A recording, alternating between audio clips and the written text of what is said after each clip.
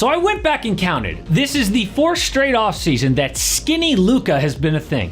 2022, 23, 24, and now 25. How is it possible that the man constantly gets in shape during the offseason, then out of shape during the actual season? How is that a thing with as much cardio as they do? But this time it could be different, and here's why.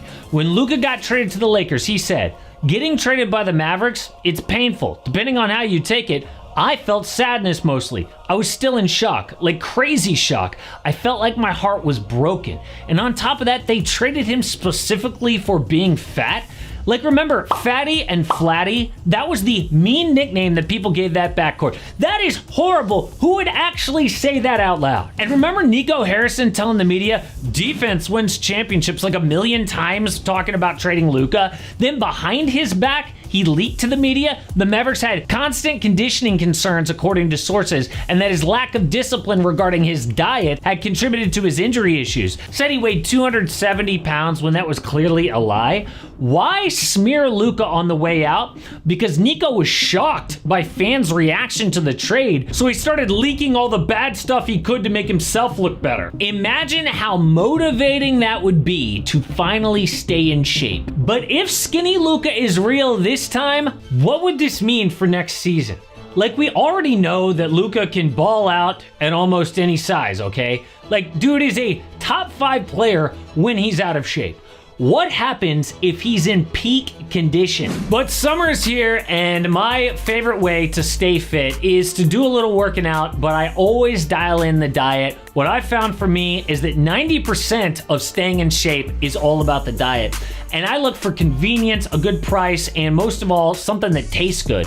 MyFitFoods has been amazing for me. A lot of you guys have reached out, said that you love them too. They are pre-made meals that are ready in just a couple of minutes, and they have so much variety, so I never get bored. Plus, it helps out the channel if you check them out and use my discount code AMH25 for 25% off your first order. They've got stores all around Texas. Plus, you could walk into a store in Portland or Denver. More stores coming soon.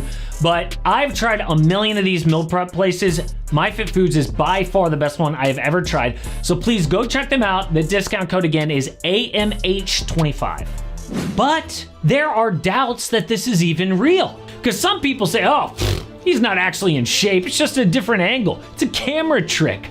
No, I agree. In street clothes, he looks better than in a basketball jersey with no sleeves. But then I saw his face. Look at this clip of Luka getting off the plane in LA for the first time. Oh my goodness. Yo, unless air travel makes his face puff up like that, this is real. Okay, look at the jawline now. So what is he doing? Well, there's some European reports that he's working out and eating right. His wife posting healthy food on Instagram. We got him doing some weird squat thing. Whatever. None of this actually matters if the Lakers don't make huge changes to this team. Because it's easy to forget. Before round 1 against the Timberwolves, you know, where they got smoked in just 5 games, they were heavy favorites against Minnesota. And the average margin of defeat in each game was 11 points. They got embarrassed. So this isn't one thing that the Lakers need to change. It is a whole list of things. So let's go over exactly what LA can do this offseason around skinny Luka. Well, LeBron actually holds a lot of cards here because last year, dude said he would take a $15 million pay cut to sign a select group of players, either Jonas Valanciunas, Klay Thompson, James Harden, or DeMar DeRozan, which, I'm sorry, that is a horrible list. Like, how did LeBron come up with that list? It's obvious why Le GM got fired a long time ago. But contrary to his haters, Bron has done this before. He took less than the max in 2010 so that he could afford Dwayne Wade, Chris Bosh, and key role players. But guess what? Not anymore. Because for some reason, The Athletic reports LeBron is not making the same offer this offseason. Why not? Dude has made more money than anyone ever playing basketball. $528 million and a confirmed billionaire with everything else. No pay cut? Okay, fine. So what do the Lakers do now? Well, Shams said it could be the craziest offseason of all time, and Rob Pelinka said LA will be involved.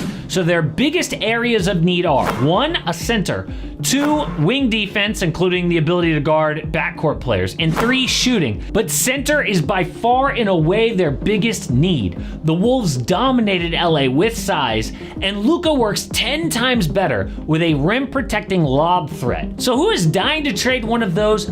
Oh right, the Mavericks. Because it turns out Kyrie is injured all next year, but the Mavs are about to draft Cooper Flagg, and they want to win now. Once they draft Cooper, they will have a front court logjam. Dallas big men are Derek Lively, Anthony Davis, Daniel Gafford, Cooper Flagg, and PJ Washington. But in the backcourt, Kyrie, Clay, and a guy named Brandon Williams, who was a G League player last year. They need a backcourt player. So just get Daniel Gafford, who we know is a great fit with Luka. But there's a problem. Nico Harrison got so much crap for the Luka return that The Athletic says now LA will have to overpay on any trade they make with the Mavericks, which means they'd have to include one guy, Austin Reeves. He is great at ball handling and scoring, which LA already has a lot of with LeBron and Luka. Plus, he's on a team-friendly contract, which is super valuable in the new CBA. And if you don't think that the Lakers would trade Austin, look at this. Austin's agent angrily tweeted, "Next year's gonna be a show. People really have no idea what's to come. Keep putting him in trade rumors for second-string centers." That's not something that you say when you're confident. It means he's scared, specifically about Daniel Gafford, second string centers. Who do you think he was talking about?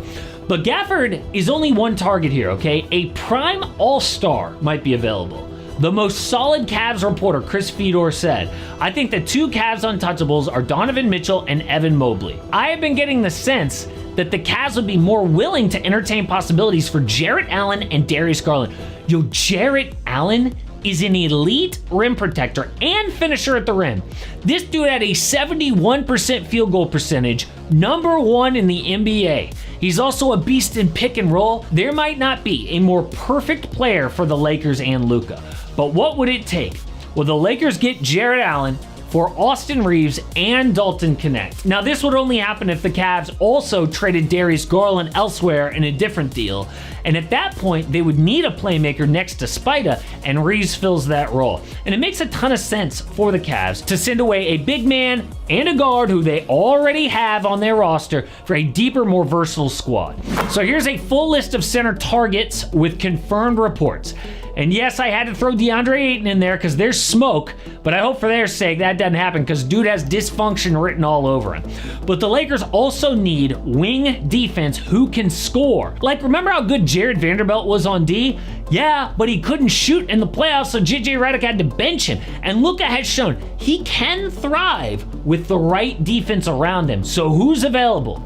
Well, here's a list of two-way wing targets like Nickeil Alexander-Walker and Bruce Brown, who are out of LA's price range unless Braun takes that pay cut.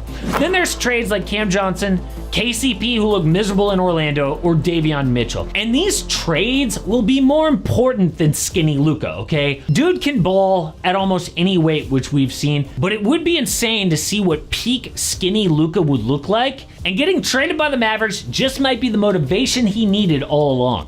But one guy who's not going to be a Laker is Kevin Durant. Now, of course, it would be just like LA to go after a star that they don't need.